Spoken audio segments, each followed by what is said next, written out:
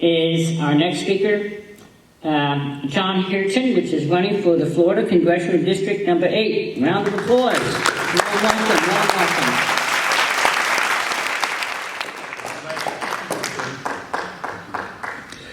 Well, a lot of times I talk from the heart and usually jump around a little bit, but I tried to get myself a little bit more organized tonight because I thought we were going to have a good-sized crowd, which we do, and an opportunity to sit there and share a few thoughts with you. So, first of all, my name is John Hearton. I am your anti-establishment candidate for Florida District 8. I want to thank Andy for inviting me here to have an opportunity to share some of my thoughts and also to hear some of yours as we move along. But before I tell you a little bit more about who I am, I want to tell you a little bit about who I'm not. I'm not a politician. I'm a servant. A servant for the people, a servant for God. So I guess I don't know how to do all these backdoor deals and bait and switch our constituents. I'm not certain on how to get rich off of insider trading, or how to hide funds from the IRS, or be a lobbyist. I'm not part of them that have forgotten who they work for. Unlike my opponent, I'm not sure how to run politics as usual, how it's always been done with members of our Congress getting rich while the great republic suffers in debt and turmoil. I'm not a lawyer or a banker. Instead, I'm a businessman, a father, a grandfather, a patriotic American, not willing to see this great country fall to the whims of the establishment, the woke liberal agenda, or the globalist elites.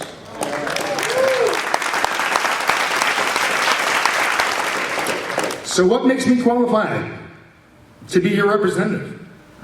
First is your vote. Not someone anointing me to this position or a group of wealthy individuals trying to buy their way into this election. This is a constitutional republic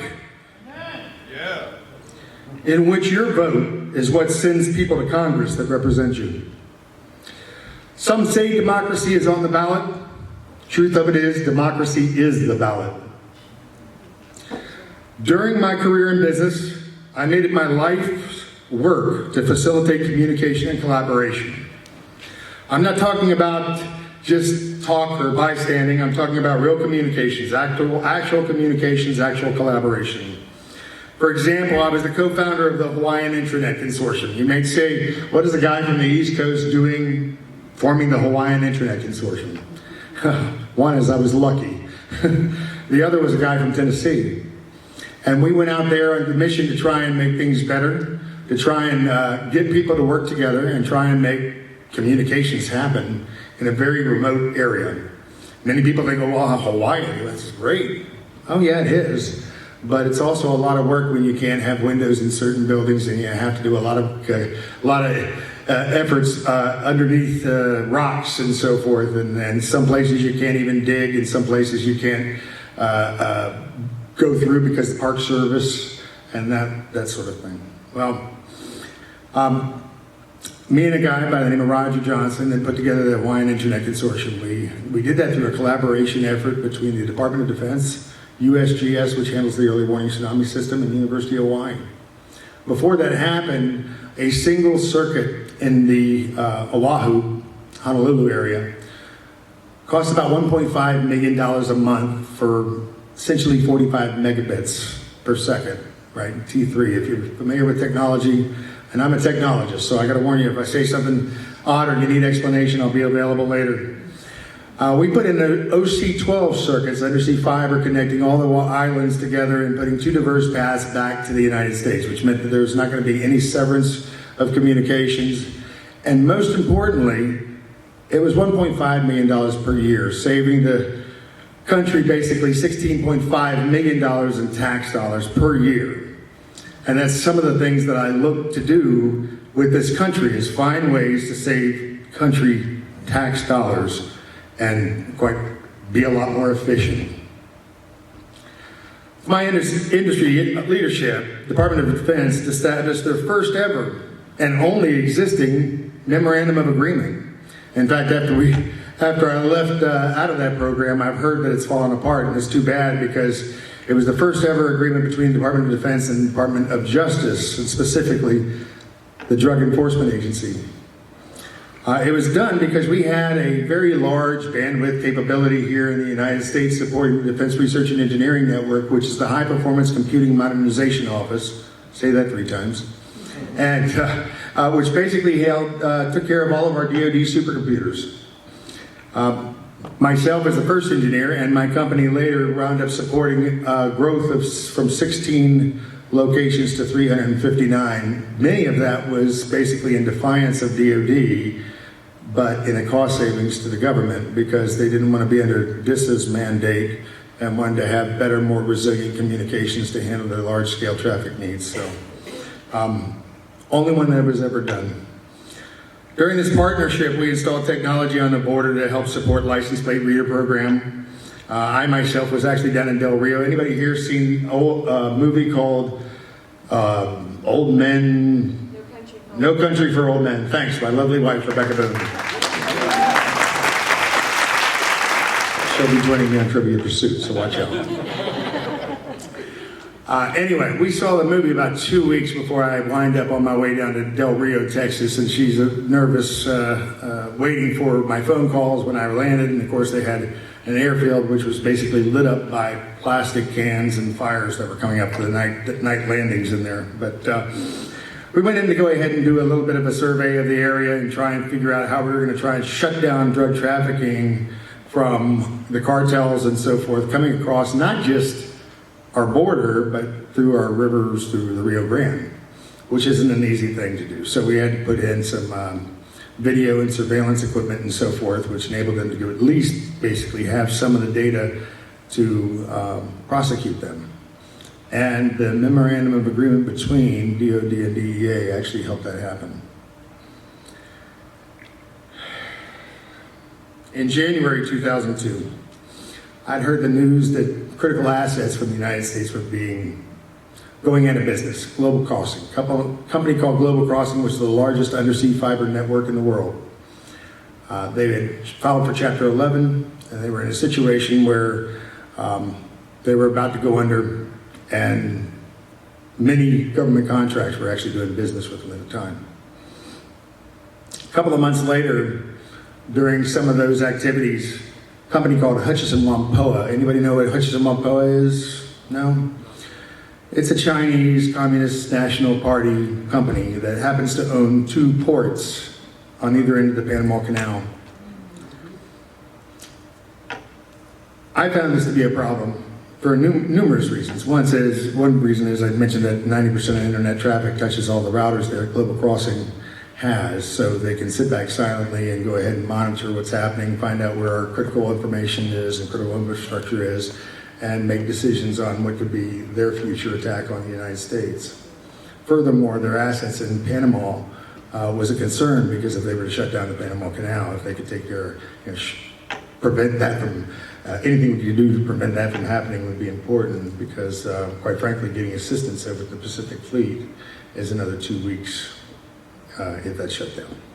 So, anyway, I made arrangements to get with Senator Stevens and brief him and his staff with regards to the importance of this U.S. critical infrastructure.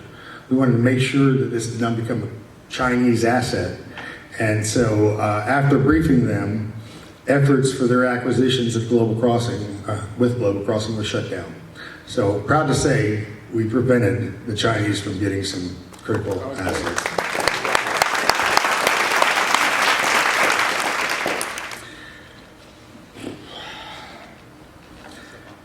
As you can tell, I'm not a big fan of Chinese ownership of things, and I agree with Governor DeSantis when he was talking about Chinese having no business owning critical U.S. infrastructure or the 383,000 acres of land meant to feed Americans or that surround critical military installations. We're the only country, and I've traveled 3 million miles in my life in my career, that allows this kind of outside acquisition of property. If you want to buy property in Australia, you have to have proof that you can not only be a viable citizen, but that you can take care of yourself and you will not be a burden on any of Australians' efforts. You want to know why I know that? Why? This was not my plan. I didn't plan on running for Congress. I wasn't planning. My wife's and I idea was to be the happiest homeless people there were. We were. We were planning on retiring and going scuba diving, spending 90 days in different countries with the intent of, we live the American dream. We're satisfied. We're happy. We can go and do what we want. Problem was, as I started selling property, I had about 12 properties, and I started selling them at the end of 2018, which was actually when I was supposed to retire. And as I was selling those things, something came up called COVID. My last 2 chalets in Tennessee were sold in November of 2019 and first week of December of 2019. And when that happened, we realized we couldn't travel internationally anymore. We're kind of stuck here, so what are we going to do? Well, we'll continue to work. We'll go ahead and try and make sure that things are taken care of at least, and do what we can to help out people that have been good to work with us for so long. So we did that, and then this thing called COVID hit. I just mentioned we couldn't travel internationally.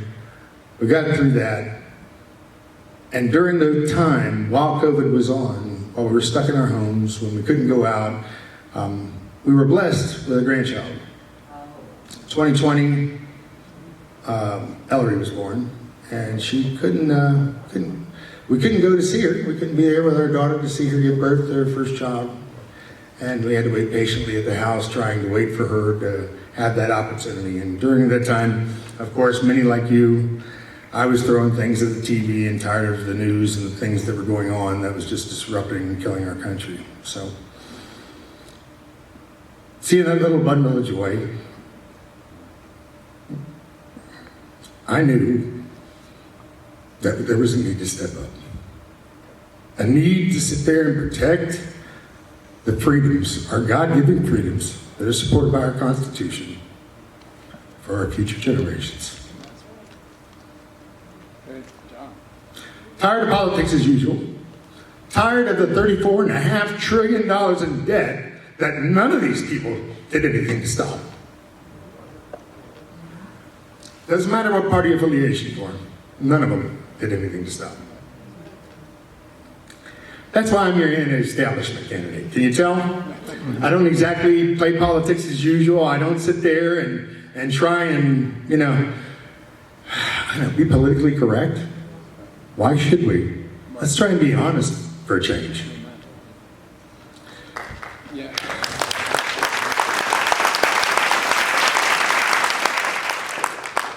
So I'm not going to go into a whole bunch more. I think that I pretty much covered most of the elements that were there. I think there's a big important choice here. And if you want politics as usual, if you're happy with Biden, if you're happy with the debt we have, if you're happy with the border that's open, then vote for my opponent. There's no question about that. A lobbyist is not what we need. And I think everybody in this room knows that. We don't need more career politicians. And I apologize to anybody on the panel that might be, and actually some of them, I don't even think they should be in a situation where they have to be a politician. Because I think the tax collector needs to have that experience, needs to have that understanding. I think that the supervisor of election needs to have the experience, needs to have the understanding. And having to run a campaign and so forth is, it's almost defeating in many ways. When I think you've got somebody that's good, we can move forward, And people talk about term limits. They sit there and talk about, well, what's the right way for term limits? Well, what about if they're good? What if they're good people? What if we want to keep them? There's other good people. I'm not the only good person here. There's other good people. And I think it's important to have diversity in thought. So fresh ideas, fresh energy. Get there, get it done, go home. All right. So advocate for term limits if you couldn't tell. And I'm not the kind of person that won't sit there and induce it upon myself. Because I got to tell you, my wife won't let me. So anyway, closing with one thing. Ben Franklin said, "They who can give up essential liberty to obtain a little temporary safety deserve neither liberty nor safety." So let's be smart about our vote this August 20th. I ask for your support. Whatever you can do to help out in terms of the campaign, I'd really appreciate it. We've got a big battle. I know there's going to be a lot of money thrown against me, quite frankly. I don't care. I'm here for the long term. One of the quick little stories with the commissioner up in Brevard County, I thought it was kind of humorous, but I share it with you. So a guy by the name of Jason Steele. Anybody know Jason Steele? Yeah, there's one. So Jason Steele invited me out to coffee. And I said, sure. And this was right after the qualifying period. And he says, well, yeah, I just want to get to know you and see who I'm going to support and that kind of thing. And I kind of knew what exactly it was anyway. So we sat down and had coffee and started talking. He says, yeah, I was gonna invite you regardless of what happened and what was going on. But John, I don't know whether this is really good for the Republican Party. And I said, Jason, you know, you might be right. When do you think Mike is going to go ahead and step aside? And he says, oh, I'll have to give him a call. So, but I already knew where he was going with that. So, and I think the Good Old Boy Network is done, but it's we, the people, who have to stand up and get rid of it. So, with that, I'll let you go or open it up for questions. And August 20th, I hope they're in your support. Yes, sir. Yeah. John, I'm a legal immigrant from Italy. It took us 3 years to get here. We had to prove that we didn't have disease. My parents could afford not be on welfare, yeah. And obviously had some skill sets. And but I wanted to talk a little bit. I'm dismayed about what's happening to this great country. Dismayed, you should be appalled. Well, that's a better word for sure. Yeah, I feel sorry for you. I mean, yeah, you took words out of. No, we've done well. My parents worked very hard. But that's the point. Yeah. You worked hard and you went through the process and you sat there and made it happen. But you know, but I do want to get a couple out because I see the sheriff over there giving me the. That's all right. I'll take care of Just her. give me the eyes. So I'm watching Quantico. Where's our representatives? Who's Good question. accountable? Where's our representative with the 14th Amendment regarding President Trump? Where's our president? Where's our representatives with the people from January 6th that are being held against their will and many of them not charged? Absolutely. Where's our Congress finally stepping up? And I just want to read 3 things from a guy named Alinsky. Okay? This is Alinsky. There are a number of doctrines. These are the 3 that I want to mention tonight and sort of tell everybody. It's kind of warn everybody. One is debt. Increase the debt to an unsustainable level. That way you're able to increase taxes and this will produce more poverty. On poverty, increase the poverty level as high as possible. Poor people are easier to control and will not fight back if you're providing everything for them to live. Welfare, take control of every aspect of their lives, food, housing, and income. That's us. Yep. Healthcare, control healthcare and you control the people. So these are I- just some doctrines.